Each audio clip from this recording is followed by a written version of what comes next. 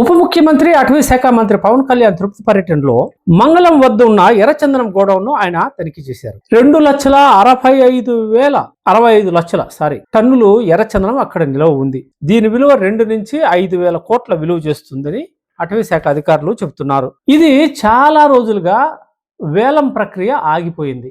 జగన్మోహన్ రెడ్డి హయాంలో కూడా 3,000 కోట్ల విలువైన సరుకును విక్రయించేందుకు ముందుకు పోయిన ఫలితాలు మాత్రం పూర్తిగా రాలేదు. కాబట్టి పవన్ కళ్యాణ్ గారు ఈ ఎర్రచందనం గోడౌన్లో ఉండే ఈ ఎర్రచందనాన్ని గ్రేడ్ల వారీగా వెంటనే వేలం వేసి ప్రభుత్వానికి ఆదాయం వచ్చేలా చేయాలి. ఆడ నిలువ చేసిన దాని వల్ల భద్రత కరువు అవుతుందే తప్ప ఎటువంటి ప్రయోజనము ఉండదు. ఎప్పటికప్పుడు ఈ పట్టుబడిన ఎర్రచందనాన్ని విక్రయిస్తేనే ప్రయోజనకరంగా ఉంటుంది.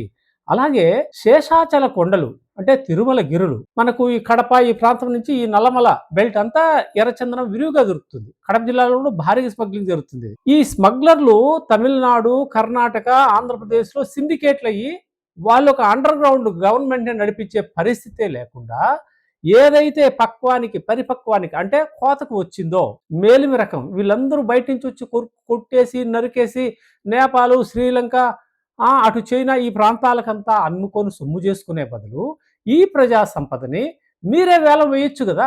అడవుల్లో పెద్ద ఎత్తున పరిపక్వానికి వచ్చిన తర్వాత ఆ చెట్టు మళ్ళీ పనికిరాకుండా పోతుంది అనేది వాస్తవం. ఇది ప్రకృతి గుణం. ఇది మనిషి ఎలా అయితే ఒక దశకు వచ్చి వయసు అయిపోయాక చచ్చిపోతాడో అట్లా ఆ చెట్టు కూడా శిథిలమైపోతుంది. కాబట్టి పరిపక్వానికి వచ్చిన చెట్లని ఎవడో స్మగ్లర్ కొట్టుకొని పోయేంత వరకు మీరు చూసుకొని దాన్ని కాపాడలేక స్మగ్లర్ని అడ్డుకోలేక ప్రాణాలు పోగొట్టుకుంటూ ఆ కుటుంబాలు వీధిని పడుతూ ఈ రామాయణాన్ని పక్కన పెట్టి ప్రభుత్వమే అటవీ శాఖే దీని మీద దృష్టి పెట్టి ఎందుకు వేలం వేయకూడదు?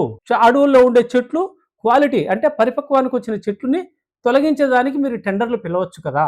దీనివల్ల అటవీ సంపద ఏమీ తరిగిపోదు, మళ్ళీ అది జనరేట్ అయి పైకి వస్తుంది. ఒక చెట్టును కొట్టేస్తే 4-5 చెట్టు పిలకలు మళ్ళీ మొలకెత్తే అవకాశాలు కూడా పుష్కలంగా ఉన్నాయి. ఇది ఒక శేషాచల గిరుల్లోనే దొరుకుతుంది. దీనివల్ల ప్రభుత్వానికి చాలా బర్డన్ తగ్గిపోతుంది.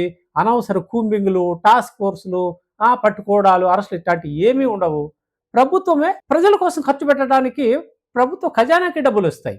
ఈ దిశగా ఎందుకు చంద్రబాబు నాయుడు చాలా పెద్ద మేధావి, పవన్ కళ్యాణ్ ఆయన నిశ్చలమైన ప్రకృతి ప్రేమికుడు. కాబట్టి మీరిద్దరు కూర్చొని దీని మీద ఒక నిర్ణయం తీసుకోండి. లేదంటే ఈ అటవీ సంపదని కాపాడే క్రమంలో ఎన్నో నష్టాలు కష్టాలు ఎదురవుతున్నాయి. వీటన్నిటినీ తొలగించి వాళ్ళు అమ్ముకొని సొమ్ము చేసుకునే బదులు మీరే అమ్మేసి ప్రజల కోసం ఆ ధనాన్ని ఉపయోగిస్తే తప్పేముంది? ఈ దశగా మీరు ఆలోచన చేయాలి. ఒక కమిటీని వేయాలి, మంత్రివర్గ ఉపసంఘాలను నియమించాలి, పనికొచ్చేవాటి మీద చేయండి. ఆ ఋషికొండ మీరు అధికారంలోకి వచ్చి 15 నెలలు గడిచినా ఏ నిర్ణయం తీసుకోలేకపోయారు. ఇలాంటప్పుడు ఏమంటారు? మీరు చేతగాని వాళ్ళు అని ప్రజలు అనుకుంటారు. మీరు మంచి వాళ్ళని మీరు అనుకున్నా ప్రజలు వాళ్ళకి నచ్చిన వాళ్ళు అభిప్రాయపడతారు. కాబట్టి తక్షణమే ఈ ఎర్రచందనాన్ని ప్రభుత్వమే విక్రయించాలి.